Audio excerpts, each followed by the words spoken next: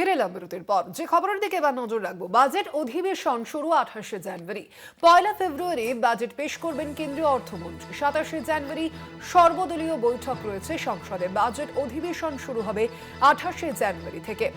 1 ফেব্রুয়ারি budget পেশ করবেন কেন্দ্রীয় অর্থমন্ত্রী। 27শে জানুয়ারি সর্বদলীয় বৈঠক রয়েছে সংসদে। অধিবেশন বসবে 30 দিন। প্রথম দফায় 28শে জানুয়ারি থেকে 13 ফেব্রুয়ারি পর্যন্ত, আর ঠিক দ্বিতীয় দফায় যে এই অধিবেশন, সেই অধিবেশন চলবে 9 মার্চ থেকে 2রা এপ্রিল পর্যন্ত। সংসদে বাজেট অধিবেশন শুরু হবে আগামী 28শে জানুয়ারি থেকে। 1 ফেব্রুয়ারি থেকে বাজেট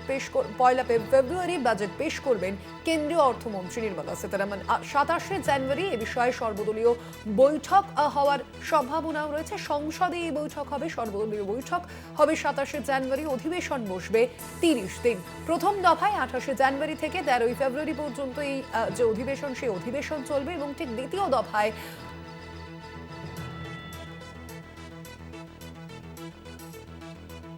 কথা বলবে বিষয়ে আমাদের সঙ্গে ফোন লাইনে রয়েছেন প্রতিনিধি অঙ্কুর ভট্টাচার্য। অঙ্কুর দা, কি জানতে পারছো?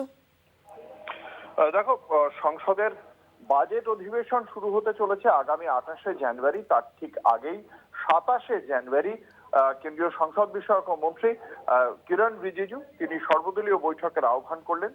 সর্বদলীয় বৈঠকের মাধ্যমে আগামী 27শে জানুয়ারি কেন্দ্রীয় সরকারের পক্ষ থেকেও একটা বার্তা দেওয়া হবে সব রাজনৈতিক দলের কাছে, যাতে এই বাজেট অধিবেশন সুষ্ঠুভাবে চলে।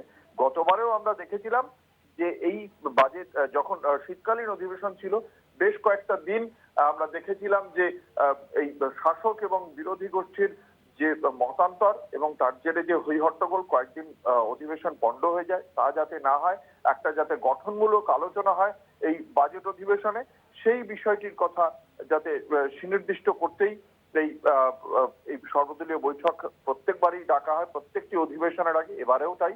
এবার বাজেট অধিবেশন 28শে জানুয়ারি শুরু হবে এবং প্রথম দফায় চলবে 13 ফেব্রুয়ারি পর্যন্ত। দ্বিতীয় পর্ব 9 মার্চ থেকে 2 এপ্রিল পর্যন্ত চলবে। এই 28শে জানুয়ারি থেকে শুরু হওয়া বাজেট অধিবেশনের প্রথম পর্বে 1 ফেব্রুয়ারি বাজেট পেশ করবেন কেন্দ্রীয় অর্থমন্ত্রী নির্মলা সীতারামন, এবং এই মোট 30টা অধিবেশন হতে চলেছে দুটি পর্ব মিলিয়ে, এবং সেই দুটি পর্বে কেন্দ্রীয় সরকারের পক্ষ থেকে গুরুত্বপূর্ণ বাজেটের প্রস্তাব পেশ করার পাশাপাশি অন্যান্য বিষয়ে আলোচনা করার বিষয়ে আশ্বাস দেওয়া হয়েছে। ভারতের রাষ্ট্রপতি দ্রৌপদী মুর্মু লোকসভা এবং রাজ্যসভা উভয় সদস্যদের উদ্দেশ্যে এই ভাষণের মাধ্যমে আনুষ্ঠানিকভাবে অধিবেশন শুরু করবেন। তার সরকার কেমন কাজ করছে সেই বিষয়টি, যেটা কেন্দ্রীয় সরকারের পক্ষ থেকে সচরাচর সেই যে ভাষ্য সেটা স্থির করে দেওয়া হয়, সেটাই পাঠ করেন রাষ্ট্রপতি, এবং এবারেও রাষ্ট্রপতির ভাষণ দিয়েই শুরু হবে বাজেট অধিবেশন। স্বর্ণালী, ধন্যবাদ তোমায়। আমরা কথা বলছিলাম, ফোন লাইনে ছিলেন প্রতিনিধি অঙ্কুর ভট্টাচার্য। বাজেট অধিবেশন শুরু 28শে জানুয়ারি। 1 ফেব্রুয়ারি বাজেট পেশ করবেন কেন্দ্রীয় অর্থমন্ত্রী নির্মলা সীতারামন।